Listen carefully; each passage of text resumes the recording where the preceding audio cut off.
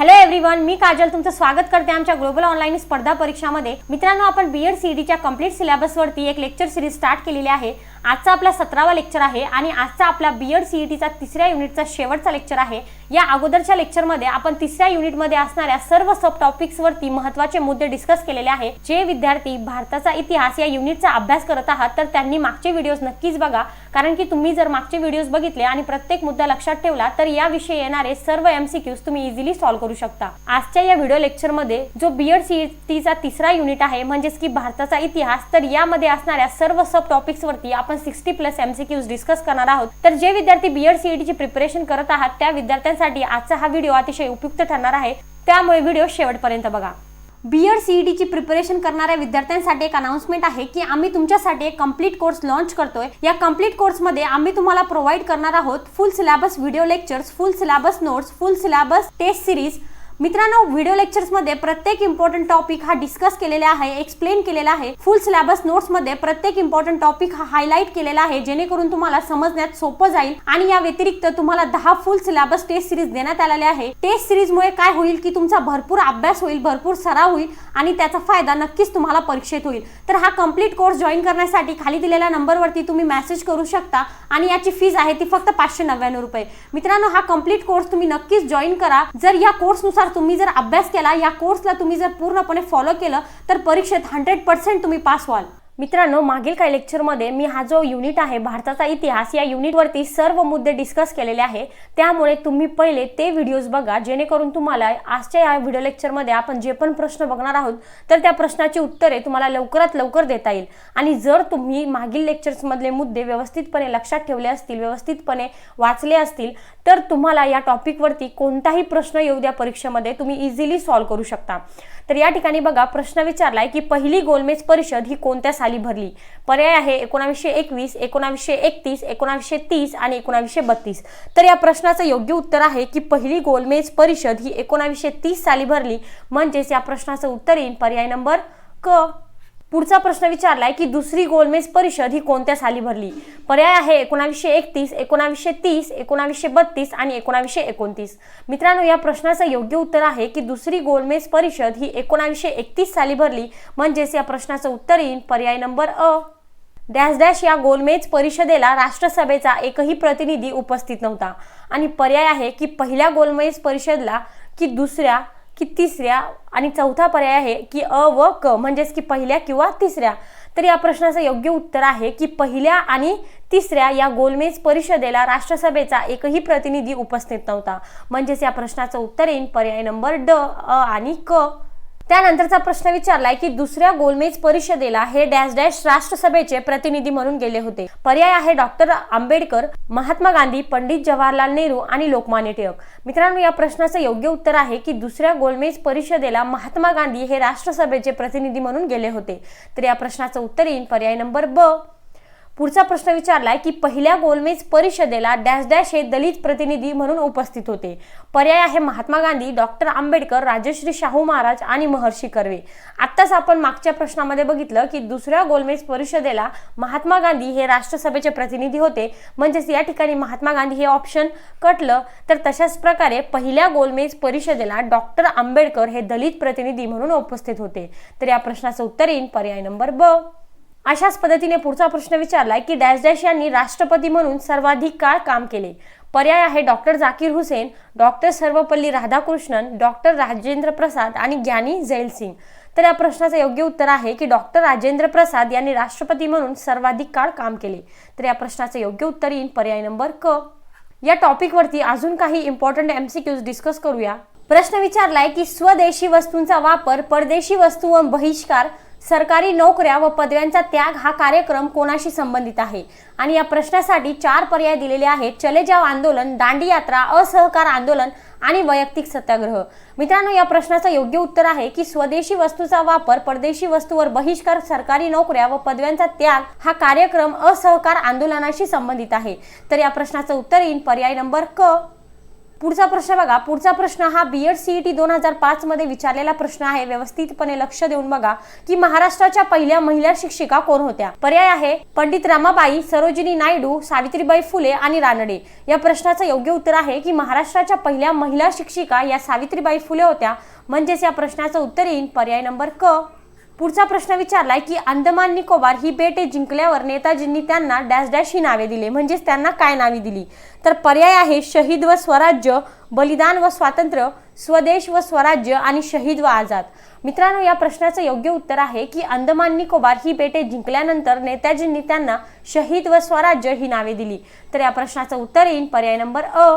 पुढचा प्रश्न विचारलाय की जालियनवाला बाग हत्याकांडाच्या वेळी डॅश डॅश हा पंजाबचा गव्हर्नर होता. तर पर्याय आहे जनरल डायर, मायकेल ओडवायर, लॉर्ड रिपन आणि लॉर्ड कॉर्नवॉलिस. मित्रांनो, या प्रश्नाचं योग्य उत्तर आहे की मायकेल ओडवायर हे जालियनवाला बाग हत्याकांडाच्या वेळी पंजाबचे गव्हर्नर म्हणून होते. तर या प्रश्नाचं उत्तर येईल पर्याय नंबर ब. पुढचा प्रश्न विचारलाय की स्वातंत्र्य लक्ष्मी की जय ही घोषणा कशाची होती किंवा कोणत्या संघटनेची, कोणत्या सभेची होती. तर या प्रश्नासाठी 4 पर्याय दिलेले आहे. आझाद हिंद सेना, भारतीय राष्ट्रीय सभा, अभिनव भारत संघटना आणि स्वराज्य पक्ष. मित्रांनो, या प्रश्नाचं योग्य उत्तर आहे की स्वातंत्र्य लक्ष्मी की जय ही घोषणा अभिनव भारत संघटनाची होती. तर या प्रश्नाचं उत्तर येईल पर्याय नंबर क. प्रश्न विचारलाय की काश्मीरवरील पाकिस्तानच्या आक्रमणामुळे डॅश डॅश याने भारतात विलीन होण्याच्या करारावर स्वाक्षरी केली. पर्याय आहे राजा हरिसिंग, राजा हरिश्चंद्र, निजाम आणि राजा कुंवरसिंह. मित्रांनो, या प्रश्नाचं योग्य उत्तर आहे की काश्मीरवरील पाकिस्तानच्या आक्रमणामुळे राजा हरिसिंग याने भारतात विलीन होण्याच्या करारावर स्वाक्षरी केली. म्हणजेच या प्रश्नाचं उत्तर येईल पर्याय नंबर अ. यावरूनच पुढचा प्रश्न विचारलाय की काश्मीर विलीनीकरणात डॅश डॅश यांनी महत्त्वाची भूमिका बजावली. पर्याय आहे फारुख अब्दुल्ला, शेख अब्दुल्ला, शेख मुजबीर रहमान आणि अब्दुल रहमान. या प्रश्नाचं योग्य उत्तर आहे की काश्मीर विलीनीकरणात शेख अब्दुल्ला यांनी महत्त्वाची भूमिका बजावली होती. तर या प्रश्नाचं उत्तर येईल पर्याय नंबर ब. पुढचा प्रश्न विचारलाय की डॅश डॅश रोजी म्हणजेच की कोणत्या रोजी काश्मीरचे भारतात विलीनीकरण झाले. पर्याय आहे 17 सप्टेंबर 1948, 20 फेब्रुवारी 1948, 26 ऑक्टोबर 1947 आणि 19 डिसेंबर 1961. मित्रांनो, या प्रश्नाचं योग्य उत्तर आहे की 26 ऑक्टोबर 1947 रोजी काश्मीरचे भारतात विलीनीकरण झाले. हा प्रश्न महत्त्वाचा आहे, लक्षात ठेवा, परीक्षेमध्ये तुम्हाला विचारला जाऊ शकतो. तर या प्रश्नाचं उत्तर आहे पर्याय नंबर क. पुढचा प्रश्न विचारलाय की डॅश डॅश हे गोवा मुक्ती संग्रामाशी संबंधित होते. पर्याय आहे doctor Rammohan Lohia, doctor T B Khunna, Madan Mohan Malviya, Senapati Bapat. तर दुसरा पर्याय दिलाय doctor Ram Manohar Lohia, doctor T B Khunna, Swami Ramanand Tirth, Senapati Bapat. तिसरा पर्याय दिलाय की doctor Ram Manohar Lohia, doctor T B Khunna आणि नानासाहेब गोरे, सेनापती बापट. आणि ड पर्याय आहे की वरील सर्व. आता ह्या 4ही पर्यायापैकी या प्रश्नाचं योग्य उत्तर आहे की doctor Ram Manohar Lohia, doctor T B Khunna, Nanasaheb Gore आणि सेनापती बापट हे चौघे गोवा मुक्ती संग्रामाशी संबंधित होते. तर या प्रश्नाचं उत्तर येईल पर्याय नंबर क. प्रश्न दिलाय की क्रिप्स योजनेतील तरतुदी कोणत्या होत्या. पर्याय आहे भारताला वसाहतीच्या दर्जाचे स्वातंत्र्य देणे, भारताला संपूर्ण स्वातंत्र्य देणे, भारतीय संघटना समितीची तरतूद आणि ड पर्याय आहे अ व क.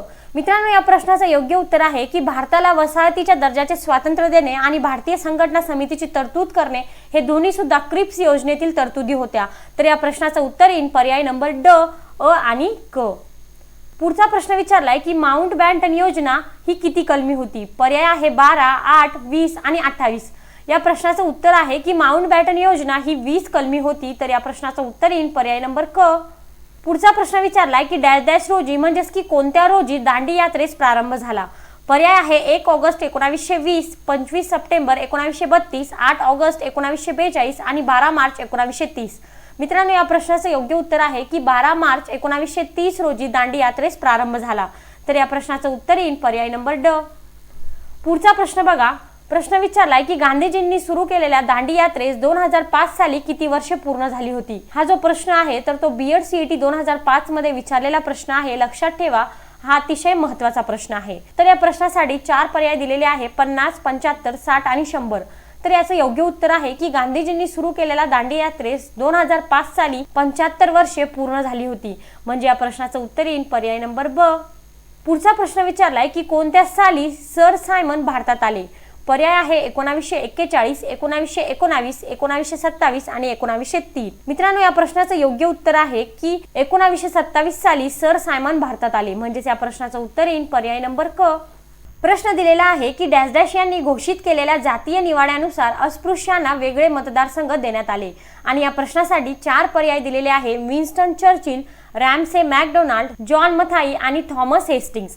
तर मित्रांनो, या प्रश्नाचं योग्य उत्तर आहे की रॅमसे मॅकडोनाल्ड यांनी घोषित केलेल्या जातीय निवाड्यानुसार अस्पृश्यांना वेगळे मतदारसंघ देण्यात आले. तर या प्रश्नाचं उत्तर येईल पर्याय नंबर ब. अशाच पद्धतीने पुढचा प्रश्न विचारलाय की 1909 सालच्या कायद्याशी संबंधित अधिकारी कोण होते. आणि पर्याय आहे मॉर्ले मिंटो, मॅटिंग्यू चेम्सफर्ड, डायर ओडवायर आणि वेलस्ली वेवेल. मित्रांनो, या प्रश्नासाठी 4 पर्यायापैकी योग्य उत्तर आहे की 1909 सालच्या कायद्याशी संबंधित असणारे अधिकारी मोर्ले आणि मिंटो होते. तर या प्रश्नाचं उत्तर येईल पर्याय नंबर अ. पुढचा प्रश्न विचारलाय की डॅश डॅश हे 1919 च्या कायद्याशी संबंधित आहे. आणि या प्रश्नासाठी 4 पर्याय दिलेले आहे: मोर्ले मिंटो, मॅटिंग्यू चेम्सफर्ड, डायर ओडवायर आणि वेलस्ली वेवेल. तर या प्रश्नाचं योग्य उत्तर आहे की 1919 च्या कायद्याशी संबंधित मॅटिंग्यू आणि चेम्सफर्ड आहे. लक्षात ठेवा की 1909 सालच्या कायद्याशी मोर्ले आणि मिंटो हे अधिकारी संबंधित आहे, तर 1919 च्या कायद्याशी संबंधित मॅटिंग्यू आणि चेम्सफर्ड आहे. परीक्षेमध्ये तुम्हाला हे प्रश्न विचारले जाऊ शकतात, त्यामुळे व्यवस्थितपणे लक्षात ठेवा. पुढचा प्रश्न विचारलाय की 1909 सालच्या वेळी लॉर्ड मोर्ले हे काय होते व लॉर्ड मिंटो हे काय होते. तर पर्याय आहे भारत मंत्री, governor general, governor general Bharat मंत्री व्हाईसरॉय आणि व्हाईसरॉय गव्हर्नर जनरल. मित्रांनो, या प्रश्नाचं योग्य उत्तर आहे की 1909 सालच्या वेळी लॉर्ड मोर्ले हे भारत मंत्री तर लॉर्ड मिंटो हे गव्हर्नर जनरल होते. तर या प्रश्नाचं योग्य उत्तर येईल पर्याय नंबर अ. आता हे झालं 1909चं. आता पुढचा प्रश्न विचारलाय की 1919 सालच्या कायद्याच्या वेळी लॉर्ड मॅटिंग्यू हे काय होते व लॉर्ड चेम्सफर्ड हे काय होते. तर पर्याय आहे भारत मंत्री, गव्हर्नर जनरल भारत मंत्री व्हाईसरॉय आणि व्हाईसरॉय गव्हर्नर जनरल. मित्रांनो, या प्रश्नाचं योग्य उत्तर आहे की 1919 सालच्या कायद्याच्या वेळी लॉर्ड मॅटिंग्यू हे भारत मंत्री तर लॉर्ड चेम्सफर्ड हे व्हाईसरॉय होते. म्हणजे या प्रश्नाचं उत्तर येईल पर्याय नंबर क. पुढचा प्रश्न विचारलाय की रॉलेट कायदा कोणत्या साली पास झाला. आणि पर्याय आहे 1909, 1919, 1942 आणि 1932. मित्रांनो, या प्रश्नाचं योग्य उत्तर आहे की रॉलेट कायदा हा 1919 साली पास झाला. म्हणजे या प्रश्नाचं उत्तर येईल पर्याय नंबर ब. पुढचा प्रश्न विचारलाय की 1927 च्या मद्रास अधिवेशनात डॅश डॅश यांनी संपूर्ण स्वातंत्र्याचा ठराव मांडला. तर आपल्याला सांगायचं आहे की या 4 पर्यायापैकी कोणी संपूर्ण स्वातंत्र्याचा ठराव मांडला. पर्याय आहे पंडित मोतीलाल नेहरू, पंडित जवाहरलाल नेहरू, महात्मा गांधी आणि सरदार वल्लभभाई पटेल. मित्रांनो, या प्रश्नाचं योग्य उत्तर आहे की पंडित जवाहरलाल नेहरू यांनी 1927 च्या मद्रास अधिवेशनात संपूर्ण स्वातंत्र्याचा ठराव मांडला होता. तर या प्रश्नाचं उत्तर येईल पर्याय नंबर ब. पुढील प्रश्न विचारलाय की डॅश डॅशच्या कायद्याचे परीक्षण करण्यासाठी सायमन कमिशन भारतात आले. आणि या प्रश्नासाठी 4 पर्याय दिलेले आहे: 1919, 1909, 1927 आणि 1905. मित्रांनो, या प्रश्नात योग्य उत्तर आहे की 1919 च्या कायद्याचे परीक्षण करण्यासाठी सायमन कमिशन भारतात आले. तर या प्रश्नाचं उत्तर येईल पर्याय नंबर अ. पुढचा प्रश्न विचारलाय की कोणत्या साली सर स्टॅफर्ड क्रिप्स याने क्रिप्स प्रस्तावाची घोषणा केली. आणि या प्रश्नासाठी 4 पर्याय दिलेले आहे: 1919, 1942, 1935 आणि 1932. मित्रांनो, या प्रश्नाचं योग्य उत्तर आहे की 1942 साली सर स्टॅफर्ड क्रिप्स याने क्रिप्स प्रस्तावाची घोषणा केली. तर या प्रश्नाचं उत्तर येईल पर्याय नंबर ब. पुढचा प्रश्न विचारलाय की सायमन कमिशनला विरोध करताना झालेल्या लाठी हल्ल्यात डॅश डॅश यांचा मृत्यू झाला. म्हणजेच की कोणाचा मृत्यू झाला. तर 4 पर्याय दिलेले आहे: बिपिनचंद्र पाल, लोकमान्य टिळक, लाला हरदयाळ आणि लाला लजपत राय. मित्रांनो, या प्रश्नाचं उत्तर आहे की सायमन कमिशनला विरोध करताना झालेल्या लाठी हल्ल्यात लाला लजपत राय यांचा मृत्यू झाला. तर या प्रश्नाचं उत्तर येईल पर्याय नंबर ड. पुढचा प्रश्न विचारलाय की डॅश डॅश यांनी त्रिमंत्री योजना मांडली. तर आपल्याला सांगायचं आहे की असं कोण आहे या 4 पर्यायापैकी ज्याने त्रिमंत्री योजना मांडली होती.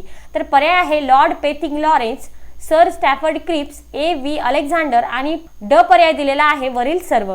तर या प्रश्नाचे योग्य उत्तर आहे की Lord Pethick Lawrence, Sir Stafford Cripps आणि ए व्ही अलेक्झांडर या तिघांनी सुद्धा त्रिमंत्री योजना मांडली होती. तर या प्रश्नाचं उत्तर येईल पर्याय नंबर ड वरील सर्व. त्या पुढील प्रश्न विचारलाय की कॅबिनेट मिशनलाच डॅश डॅश असे म्हणतात. तर मित्रांनो, या प्रश्नाचं सोपं असं उत्तर आहे की कॅबिनेट मिशनलाच त्रिमंत्री योजना असे म्हटलं जातं. तर या प्रश्नाचं उत्तर येईल पर्याय नंबर अ. पुढचा प्रश्न विचारलाय की घटना परिषदेचे पहिले अधिवेशन कोणत्या रोजी दिल्ली येथे झाले होते आणि या प्रश्नासाठी 4 पर्याय दिलेले आहे. 9 जुलै 1946, 9 डिसेंबर 1946, 3 जून 1947 आणि 26 डिसेंबर 1949. मित्रांनो, या प्रश्नाचं योग्य उत्तर आहे की 9 डिसेंबर 1946 रोजी घटना परिषदेचे पहिले अधिवेशन दिल्ली येथे झाले होते. तर या प्रश्नाचं उत्तर येईल पर्याय नंबर ब. पुढचा प्रश्न विचारलाय की घटना समितीचे अध्यक्ष कोण होते. पर्याय आहे डॉक्टर बाबासाहेब आंबेडकर, डॉक्टर राजेंद्र प्रसाद, पंडित जवाहरलाल नेहरू आणि के कृष्णमाचारी. तर या प्रश्नाचं योग्य उत्तर आहे की घटना समितीचे अध्यक्ष डॉक्टर राजेंद्र प्रसाद हे होते. म्हणजेच या प्रश्नाचं उत्तर येईल पर्याय नंबर ब. पुढील प्रश्न विचारलाय की डॅश डॅश हे घटनेचा मसुदा समितीचे अध्यक्ष होते. पर्याय आहे राजेंद्र प्रसाद, डॉक्टर बाबासाहेब आंबेडकर, पंडित जवाहरलाल आणि के कृष्णमाचारी. मित्रांनो, या प्रश्नाचं योग्य उत्तर आहे की डॉक्टर बाबासाहेब आंबेडकर हे घटनेचे मसुदा समितीचे अध्यक्ष होते. तर या प्रश्नाचं उत्तर येईल पर्याय नंबर ब. अशाच पद्धतीने पुढील प्रश्न सॉल्व्ह करूया. भारताचा इतिहास या टॉपिक वरती पुढचा प्रश्न विचारलाय. व्हॅवेल योजना ही कोणत्या साली जाहीर झाली.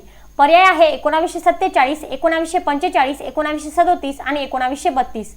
मित्रांनो, या प्रश्नाचं योग्य उत्तर येईल की 1945 साली व्हॅवेल योजना ही जाहीर झाली होती. तर या प्रश्नाचं उत्तर येईल पर्याय नंबर ब.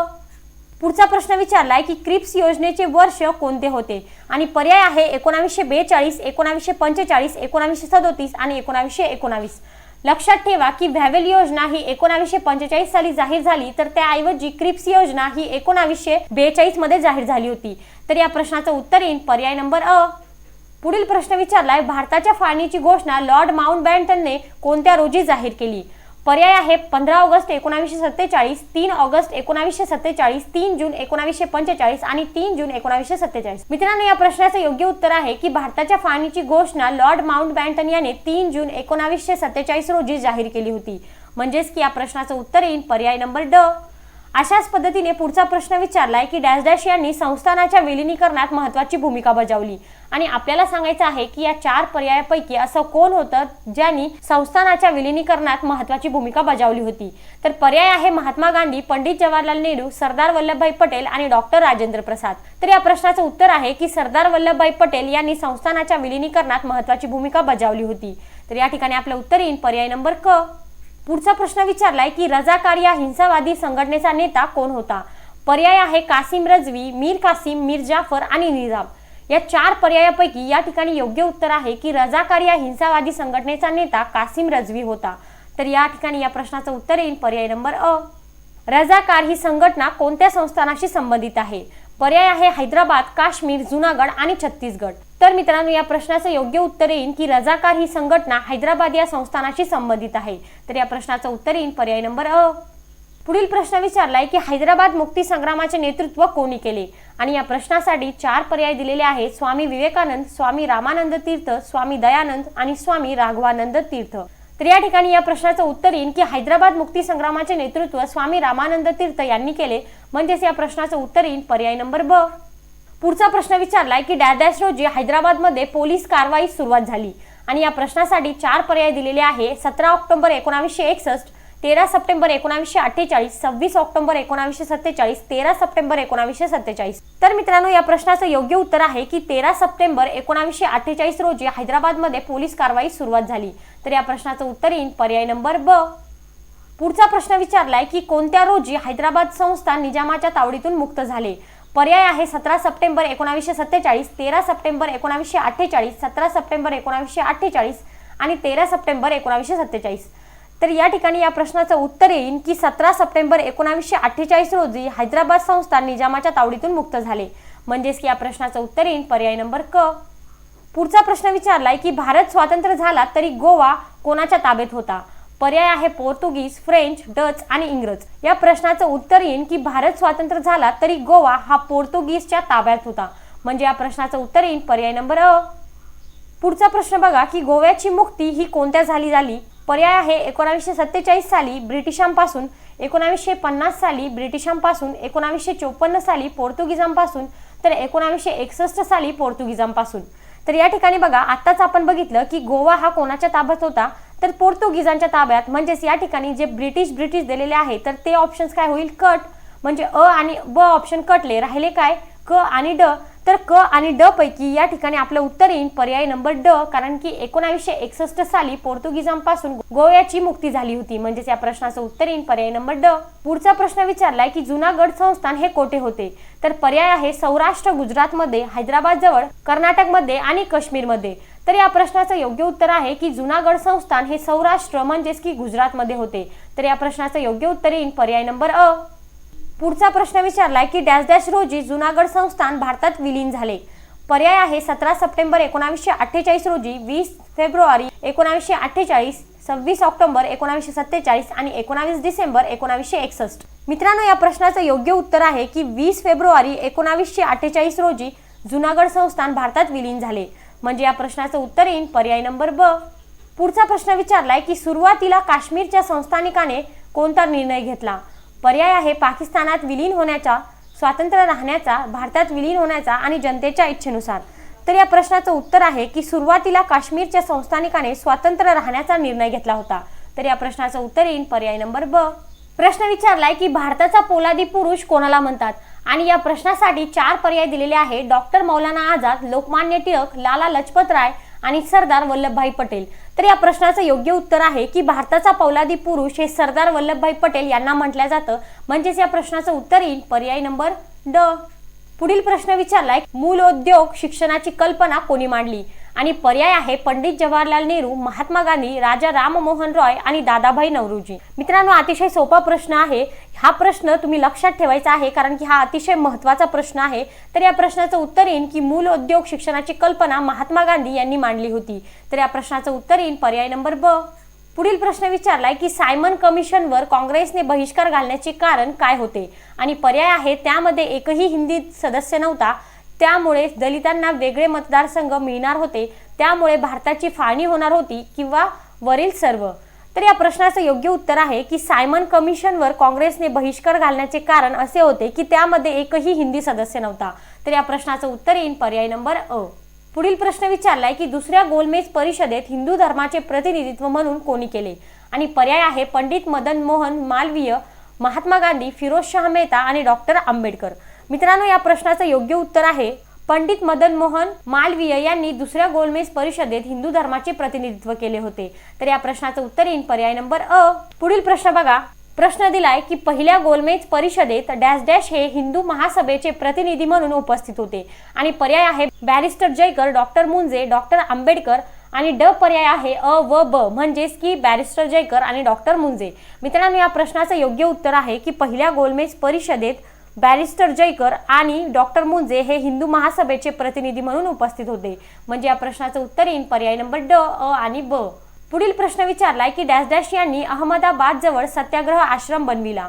पर्याय आहे जयप्रकाश नारायण, महात्मा गांधी, सेनापती बापट, विनोबा भावे. तर या ठिकाणी या प्रश्नाचं उत्तर येईल की महात्मा गांधी यांनी अहमदाबाद जवळ सत्याग्रह आश्रम बनवला. तर या प्रश्नाचं उत्तर येईल पर्याय नंबर ब. पुढील प्रश्न विचारलाय की डॅश डॅश यांनी जालियनवाला बाग हत्याकांडाचा निषेध म्हणून सर या पदवीचा त्याग केला, तर ते कोण होते. पर्याय आहे Sardar Vallabhbhai Patel, Sir John Simon, Rabindranath Tagore आणि महात्मा गांधी. मित्रांनो, या प्रश्नाचं योग्य उत्तर आहे की रवींद्रनाथ टागोर यांनी जालियनवाला बाग हत्याकांडाचा निषेध म्हणून सर या पदवीचा त्याग केला. तर या प्रश्नाचं उत्तर येईल पर्याय नंबर क. पुढील प्रश्न विचारलाय की डॅश डॅश यांनी कैसर-ए-हिंद ही पदवी परत केली. पर्याय आहे Sardar Vallabhbhai Patel, Sir John Simon, Rabindranath Tagore आणि महात्मा गांधी. तर या प्रश्नाचं योग्य उत्तर आहे की महात्मा गांधी यांनी कैसर-ए-हिंद ही पदवी परत केली. तर या प्रश्नाचं उत्तर येईल पर्याय नंबर ड. प्रत्येक MCQचा व्यवस्थितपणे अभ्यास करा, कारण की कोणताही MCQ तुम्हाला परीक्षेमध्ये विचारला जाऊ शकतो. त्यामुळे जर तुम्ही मागचे काही मुद्दे व्यवस्थितपणे वाचले असतील तर तुम्हाला यावरती प्रश्न इझिली सॉल्व्ह करता येईल. पुढचा प्रश्न दिलाय की शांतिनिकेतनची स्थापना कोणत्या साली झाली. पर्याय आहे 1881, 1901, 1919 आणि 1848. मित्रांनो, या प्रश्नाचं उत्तर आहे की शांतिनिकेतनची स्थापना ही 1901 साली झाली. म्हणजेच या प्रश्नाचं उत्तर येईल पर्याय नंबर ब. पुढील प्रश्न विचारलाय की कोणत्या रोजी भारताच्या घटना समितीने तिरंगी राष्ट्रध्वजास मान्यता दिली. पर्याय आहे 22 जुलै 1947, 15 ऑगस्ट 1947, 26 जानेवारी 1950 आणि 15 ऑगस्ट 1946. तर या ठिकाणी या प्रश्नाचं उत्तर येईल की 22 जुलै 1947 रोजी भारताच्या घटना समितीने तिरंगी राष्ट्रध्वजास मान्यता दिली. तर या प्रश्नाचं उत्तर येईल पर्याय नंबर अ. पुढील प्रश्न विचारलाय की भारताच्या स्वातंत्र्याच्या वेळेस डॅश डॅश हे इंग्लंडचे पंतप्रधान होते।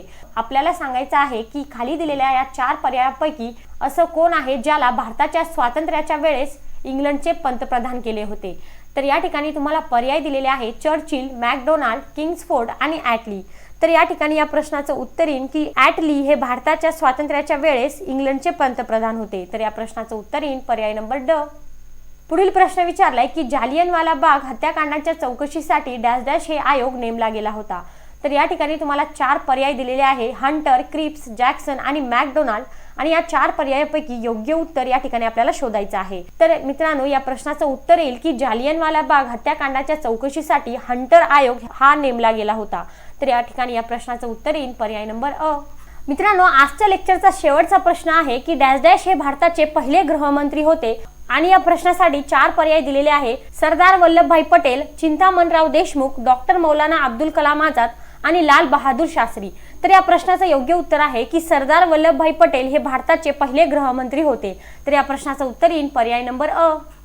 तर मित्रांनो अशाच पद्धतीने आजचा आपला व्हिडिओ लेक्चर इथे संपलेला आहे। लेक्चर आवडला असेल तर लाईक करा, शेअर करा, काही प्रश्न असतील तर कमेंट सेक्शन मध्ये नक्कीच विचारा। धन्यवाद।